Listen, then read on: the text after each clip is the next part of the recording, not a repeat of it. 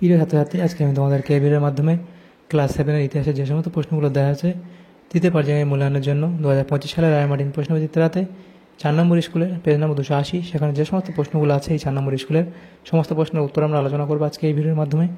তোমরা ভিডিওটা শুরু থেকে শেষ অবধি অবশ্যই দেখবে এবং চ্যানেলে যদি নতুন হয়ে থাকে অবশ্যই চ্যানেলটাকে সাবস্ক্রাইব করে রাখবে পরবর্তী স্কুলগুলোর প্রশ্নোত্তর পাওয়ার জন্য।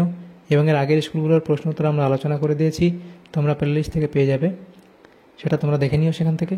আজকে আমরা এই 4 নম্বর স্কুলের প্রশ্নোত্তরগুলো আলোচনা করব। তো এই যে প্রশ্নোত্তর পিডিএফ তোমরা পরবর্তীতে আমাদের টেলিগ্রাম চ্যানেল এবং আমাদের হোয়াটসঅ্যাপ চ্যানেল থেকে পেয়ে যাবে। ডেসক্রিপশনে আমাদের টেলিগ্রাম চ্যানেল এবং হোয়াটসঅ্যাপ চ্যানেলের লিঙ্ক দেওয়া হয়েছে, সেখানে যুক্ত হয়ে যেতে পারে তোমরা সেই লিঙ্ক থেকে, তাহলে পরবর্তীতে পিডিএফগুলো পেয়ে যাবে। তো একের দাগের যে প্রশ্ন সঠিক উত্তরটি বেছে নিয়ে লেখো, যে কোনো 14টা এখানে প্রশ্ন 1 নম্বর করে এমসি প্রশ্ন দেওয়া হচ্ছে 14 নম্বর। তো এখানে মনে হয় 14টা থেকে বেশি সংখ্যক প্রশ্ন, হ্যাঁ এখানে তোমাদের 16টা প্রশ্ন দেওয়া হয়েছে এমসিকিউ, তার মধ্যে 14টা উত্তর করতে হবে। আমরা প্রত্যেকটাই উত্তর করে দেব। প্রথম যে প্রশ্ন সেটা বলা আছে, দেখো প্রথম প্রশ্ন এখানে বলা আছে কি, যে পাল ও সেন যুগে জমিতে মূল অধিকার ছিল রাজার, অপশান ডি। দ্বিতীয় প্রশ্ন, পাল আমলের ভাস্কর্যগুলি সবচেয়ে উৎকৃষ্ট নিদর্শন সোমপুরি বিহার।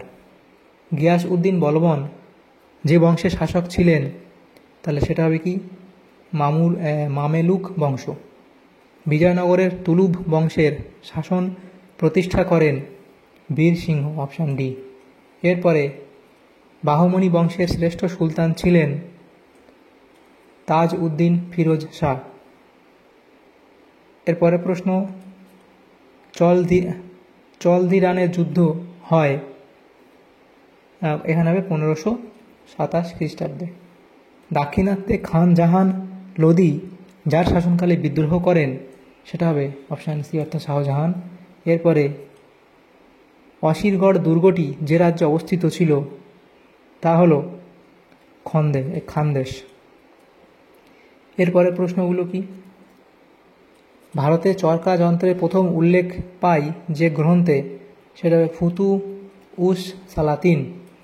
ফিরোজ মিনার তৈরি হয়, এখানে তোমাদের যেটা বলা হয়েছে ফিরোজ মিনার, এখানে যে অপশানগুলো দেওয়া হয়েছে এগুলো মনে হচ্ছে প্রশ্নটা কোনো ভুল দেওয়া হয়েছে, তোমরা একবার এই প্রশ্নটা চেক করে নিও। দেখো এটা মনে হয় সম্ভবত উত্তরটা হবে তোমাদের 1485 সালে শুরু হয়েছিল এবং কমপ্লিট হয়েছিল তোমাদের, এটা হচ্ছে স্টার্ট হয়েছিল এটা এবং কমপ্লিট হয়েছিল 1489 সালে। এটা হবে তোমাদের সঠিক উত্তর, কিন্তু এখানে সে অপশান তো নেই। পরে তাহলে তোমরা অবশ্যই এই প্রশ্নটা একবার তোমাদের ক্লাস টিচারের থেকে তোমরা কনফার্ম হয়ে নিও। এরপরে প্রশ্ন কি, শিল্পীরা ছবিতে প্রথম স্বাক্ষর করতে শুরু করেন যার শাসনকালে, সেটা হবে কি জাহাঙ্গীর। এরপরে শিবাজি বাগনক নামের অস্ত্র দিয়ে হত্যা করেছিলেন আফজল খানকে। শিখদের সঙ্গে মোগলদের সংঘাতের চরিত্র ছিল রাজনৈতিক, অপশান ডি। এরপরে ভারতীয় শাসন ব্যবস্থায় সরকারের কার্যকালের মেয়াদ 5 বছর, অপশান বি। এরপরে সরকার শব্দটি এসেছে ফরাসি শব্দ থেকে। পাল ও সেন যুগে বাংলায় কেনাবেচার প্রধান মাধ্যম ছিল কড়ি। এরপরের প্রশ্ন কি, এমসিকিউগুলো হলো 2 দাগের প্রশ্ন, নির্দেশ অনুযায়ী উত্তর দাও। 2 দাগের এ, এক কথায় উত্তর দাও যে কোনো 2টি। প্রথম প্রশ্ন, চক্র পাণিদত্ত কোন জেলার আদিবাসী ছিলেন, তাহলে এটা হবে কি বীরভূম, তাহলে এটা হবে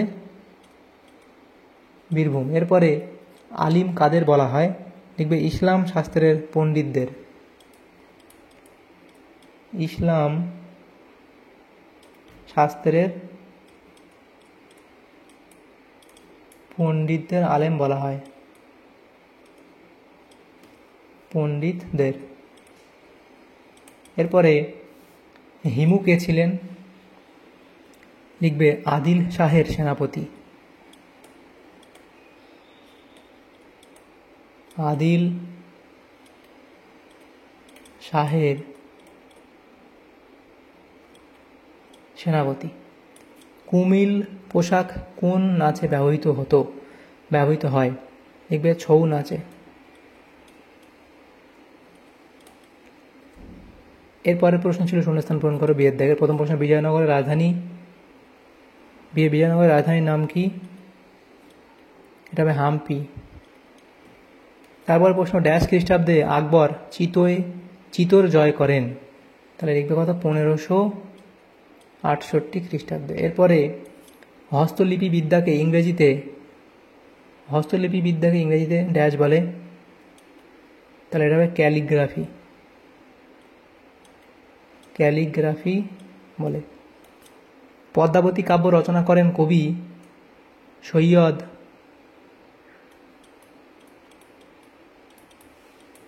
সৈয়দ আলাওল।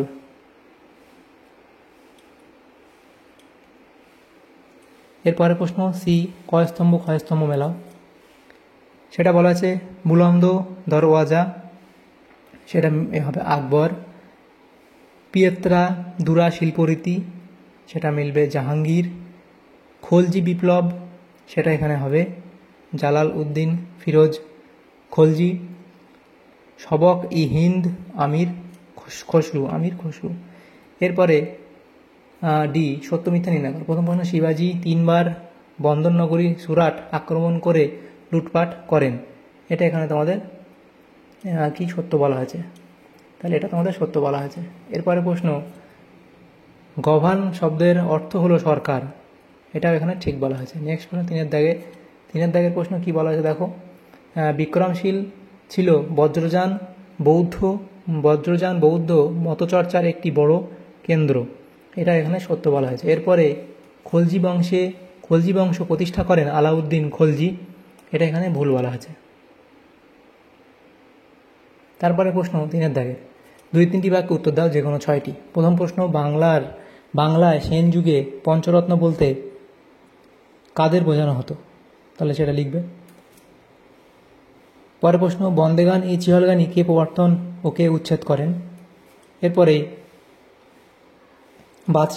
বাদশাহ বলতে কি বোঝো? এরপরের প্রশ্ন, সুফিবাদের আবির্ভাব কোথায় হয় এবং সুফ কথার অর্থ কি? নাথ সাহিত্য কাকে বলে?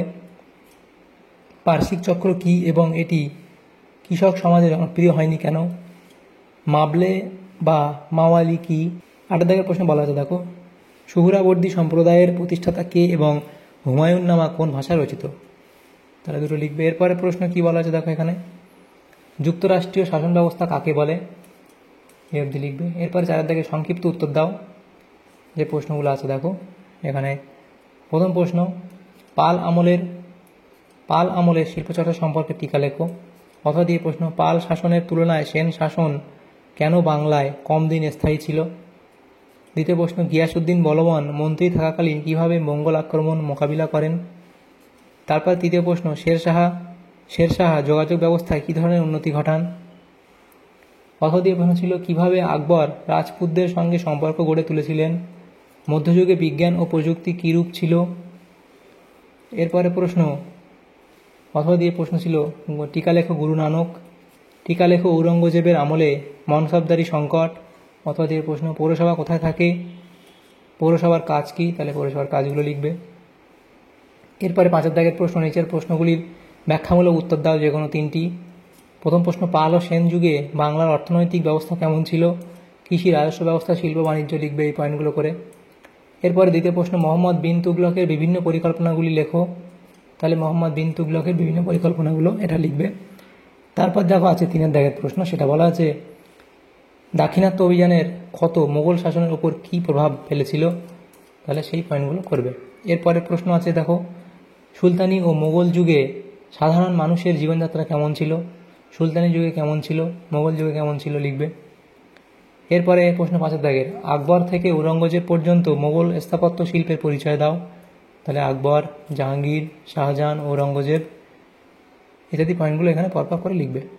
6 দাগের প্রশ্ন ছিল কি, বাংলায় বৈয়ব আন্দোলনের ফলাফল আলোচনা করো। আচ্ছা, বাংলায় এটা স্পেলিংটা তোমরা ঠিক করবে, প্রশ্ন এখান থেকে দেখে নিই। এটা হয় বৈষ্ণব আন্দোলন, হ্যাঁ এটা ঠিক করবে। বাংলায় বৈষ্ণব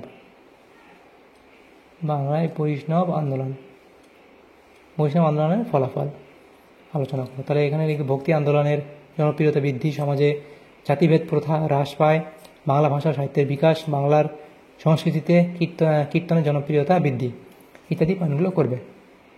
তাহলে দেখো আমাদের এখানে যে প্রশ্নগুলো ছিল, ক্লাস 7-এর যে প্রশ্নগুলো ছিল 4 নম্বর স্কুলের ইতিহাসের সমস্ত প্রশ্নের উত্তর আমরা আলোচনা করলাম আজকে এই ভিডিওর মাধ্যমে। তোমাদের যদি সামান্যতম উপকার এসে থাকে ভিডিওটা অবশ্যই লাইক করবে এবং বেশি বেশি করে বন্ধুদের সাথে শেয়ার করবে। আর পরবর্তী যে স্কুলগুলো আছে সেগুলোর প্রশ্নোত্তর পাওয়ার জন্য অবশ্যই তোমরা আমাদের চ্যানেলটাকে সাবস্ক্রাইব করে রাখবে। Thank you, thanks for watching.